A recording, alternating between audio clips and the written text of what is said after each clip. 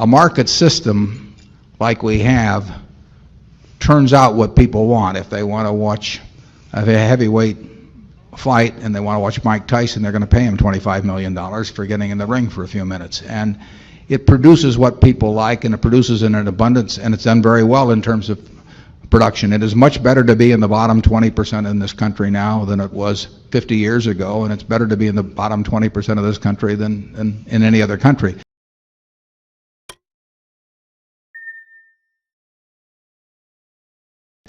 My family's been associated with Berkshire since 1968, so I asked this question with a great deal of respect for your integrity and your wisdom.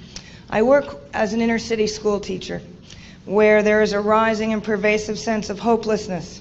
When I ask my students what would make you happy, their predominant response is $1 million. As some of the richest men in the world, I wonder what your response to them might be.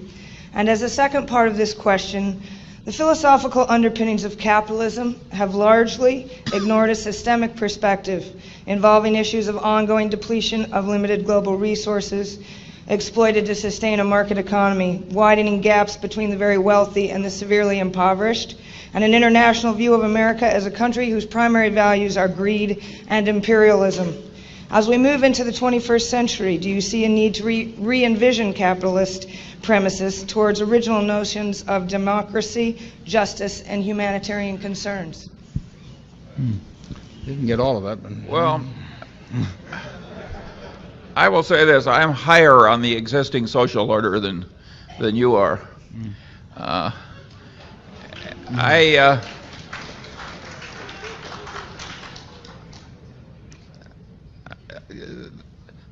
There's always plenty wrong with a social order, and certainly there are places where ours is a lot more broken than it used to be.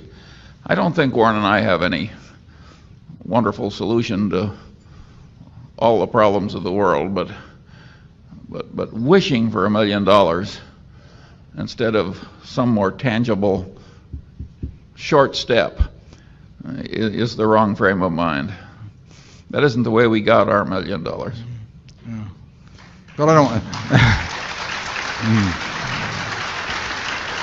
Warren might give a different answer, by the way. He's No, I would agree with the wishing for a job. Makes a lot of sense to me, and figuring out how to get one and then going from there. But there is, and always has been. That doesn't mean it always should be, but there is a tremendous amount of inequality. What you don't want is an inequality of opportunity. There will be a lot of inequality in ability.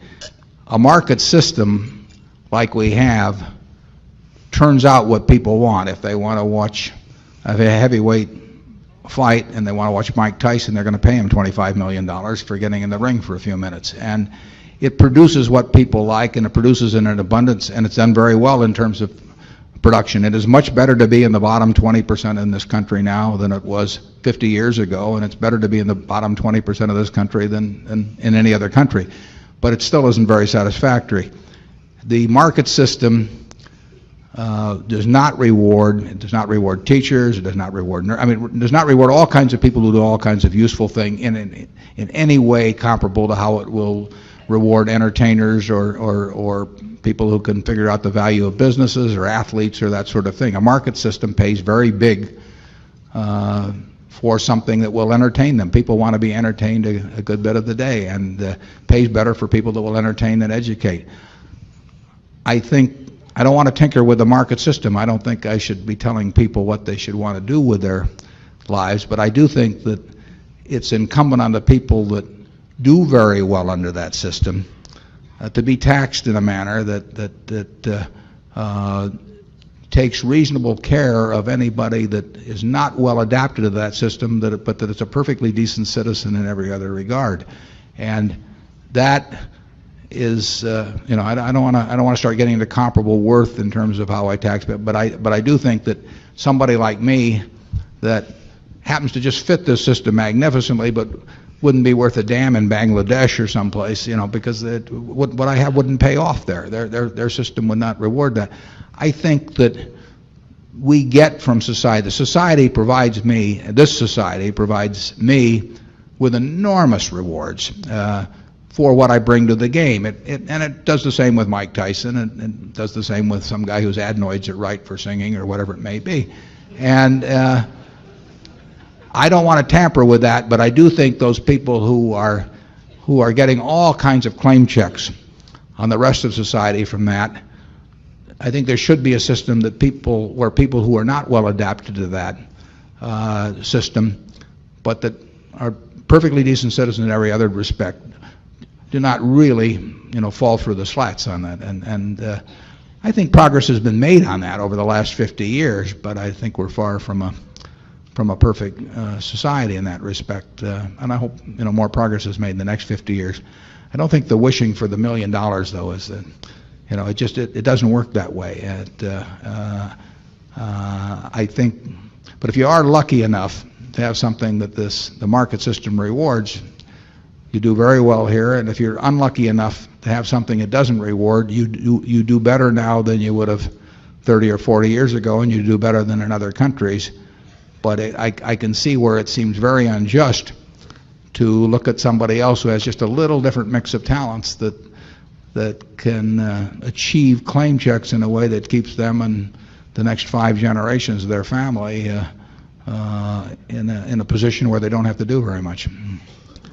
I would say that I like a certain amount of social intervention that takes some of the inequality out of results in capitalism, but I hate with a passion rewarding anything that can be easily faked, because I think then people lie, and lying works, and the lying spreads, and I think your whole civilization deteriorates. If I were running the world, the compensation for stress under workman's compensation would be 0. Not because there isn't real stress, because there's no way to keep the fakery out if you reward stress at all. There was a great article, and this applies to an earlier question.